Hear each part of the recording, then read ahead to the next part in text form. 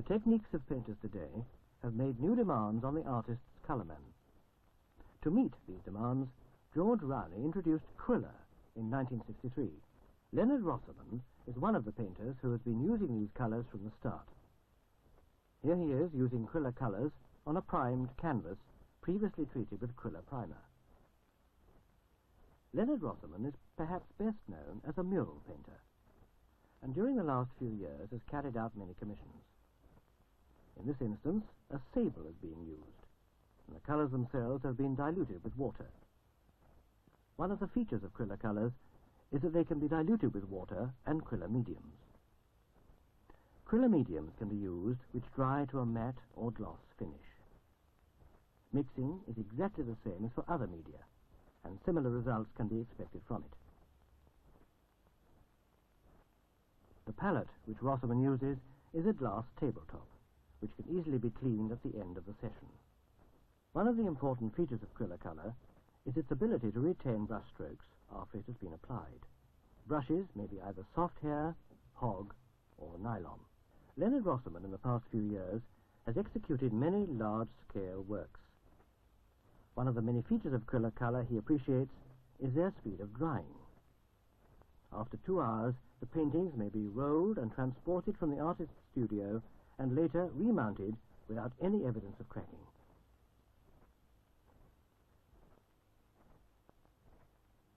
Michael Ayrton is another distinguished painter who finds Cruller the perfect medium for the manner in which he chooses to work. During the early stages of this picture which I'm working on now, it won't be recognizable for what it is going to be. In fact, my whole method of painting requires a calculation or series of calculations ahead as to what in fact is going to happen, because there are certain changes which take place during the drying process, certain color changes. What I have in mind to produce is a black rock sticking out of the sea at night with a breaking wave in the foreground, and by the time this is finished, that in fact is what will be on the picture surface. So far as I can see, the great advantage of Cruller, from my point of view, is that you can take materials which are essentially fugitive, such as transparent papers, which are capable of discoloration in normal circumstances, that's to say if they're just put outside a window, and so bind them together with Cruller that you have a picture surface which is as permanent as oil paint in terms of lasting power and in terms of permanency of colour values and relationships.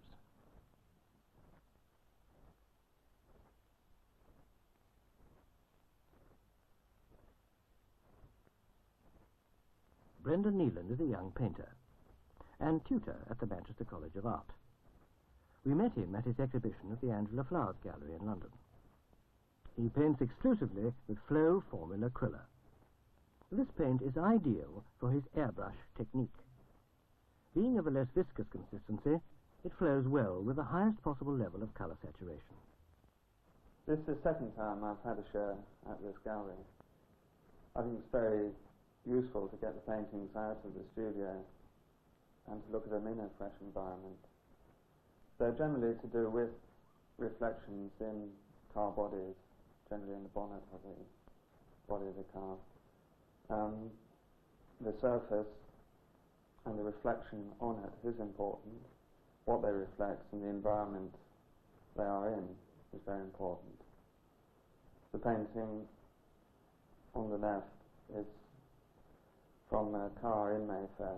I went into Mayfair and was quite attracted by the tall buildings being reflected, and I thought it expressed at the time a lot about the situation, the architecture, in a different way. In the studio, Mrs. Neeland is working on a contemporary style of painting which also requires flat, textureless forms of colour with a high degree of opacity. For hard edge technique, Cruller flow formula provides these properties. The Cruller is ideal for my sort of painting. I'm able to start the canvas with thin washes of colour, in which I'll use initially 50% colour to 50% medium. I'll build this up for 6 coats, And then when this is dry, I'll begin the spraying on the canvas. And in this case, I can use 75% colour to 25 of the medium. For right consistency of paint, I'll mix some of the medium with the paint I've chosen. To select the paints, I'll refer to the colour chart and get the approximate colours, which then I'll mix.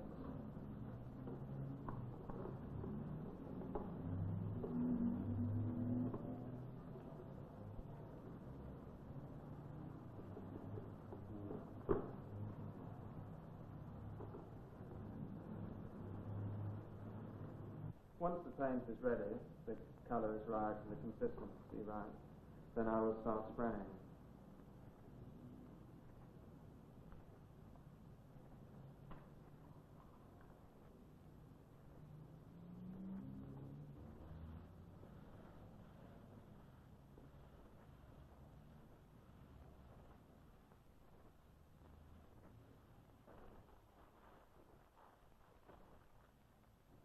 Having removed the paper, there is a very fine, hard edge. The permanency of Quiller is guaranteed by skillful formulation and rigid quality control in all stages of manufacture. The milling process is long and exacting for the craftsman, as constant inspection has to be made to ensure that the colour is evenly ground.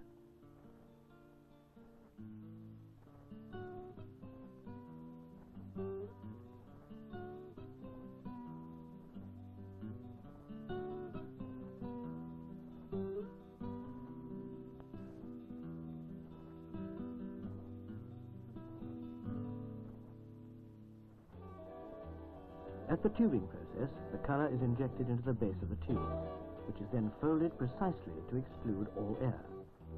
Great care is also taken at this stage to ensure that not only the base of the tube, but the cap fits properly, so that the colour will retain its perfect condition.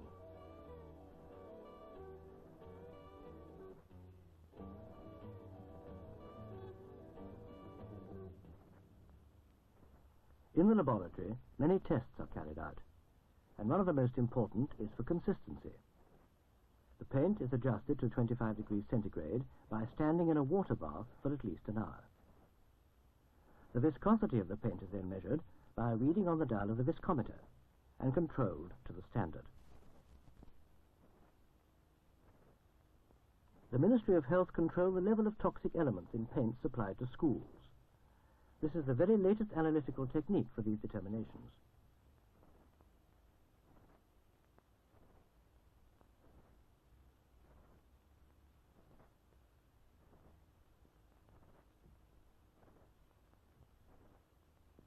The accelerated storage test is run at a temperature of 50 degrees centigrade and at 90% humidity.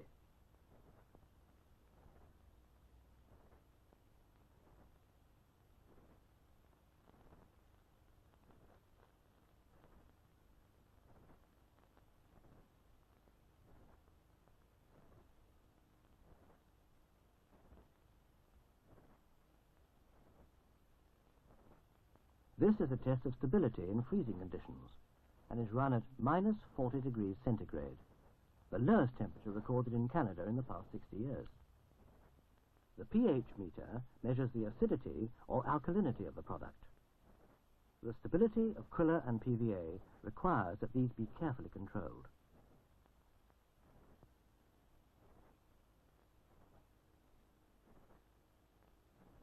The automatic muller is used to simulate the manufacture of small quantities of paint very fast.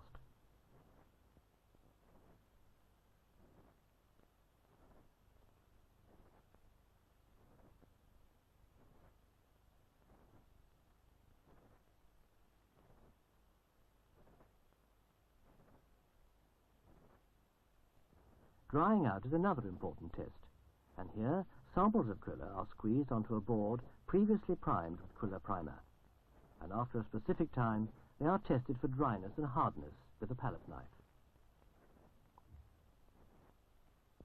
On the roof of the factory, the fastness to light test, where colours are exposed to sunlight and then compared with British standard fast colours on textiles. Quiller has had rigorous tests on this basis, and even after 500 hours of direct sunshine, they remain absolutely unchanged.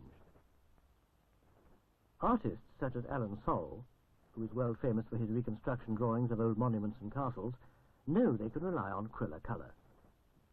He was commissioned to produce a series of paintings on Abu Simbel and the other Egyptian monuments before they were submerged by the rising water of the Nile after the completion of the Aswan Dam.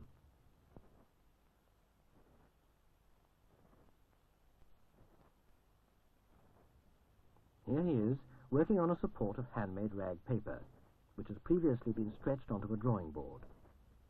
Sorrell works mostly as a watercolourist, using not only transparent wash techniques, but also quite heavy gouache.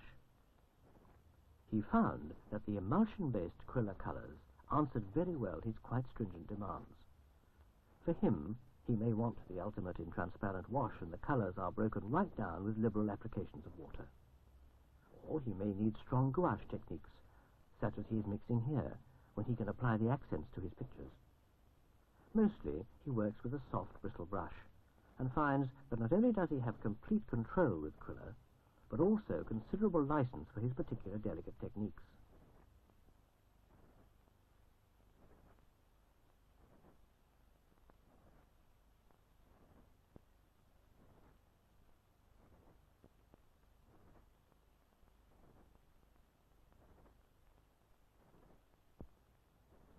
Joseph Herman is the well-known Polish artist famous for his powerful industrial paintings.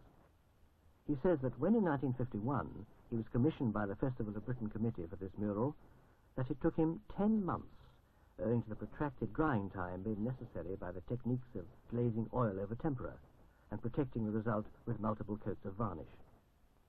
If only I'd had Krilla at that time, he said, I could have finished the work in half the time. He now uses Krilla for designs in lithography and for underpainting in oil. He says it's the greatest discovery since fresco. Charles Pierce, illustrator, lecturer and art tutor, at work in his London studio. Krilla is just about the right consistency for me and the palette knife, and I don't use any medium with it at all. I just use it as it comes from the tube. I want a fair amount of colour here to put on the background. A good spot of purple in there. And I think that's about right.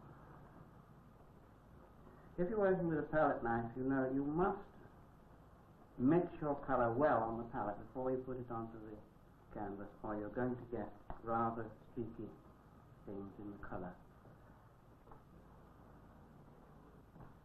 See how beautifully it goes on?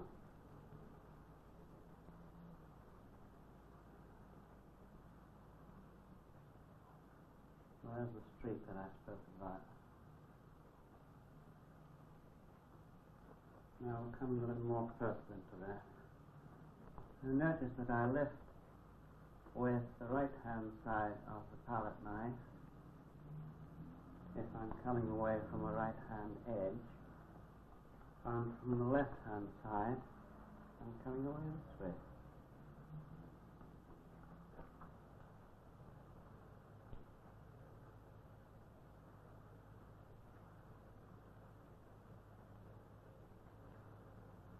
Krilla will give you a very good impasto effect, as you can see as this colour is going on now.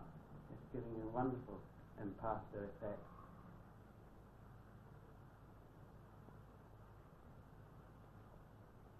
And you can use it as I have used it on this, on these roofs here, where I've cut into it with the pencil to give a feeling of the lines of the pantiles there and there.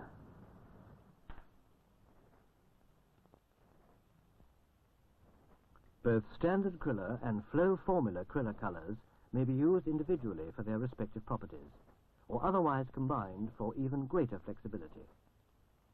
Allied with a wide range of mediums, the permutation of techniques are comprehensive. Rowney acrylic artists' colours bring to painters of today a complete painting system.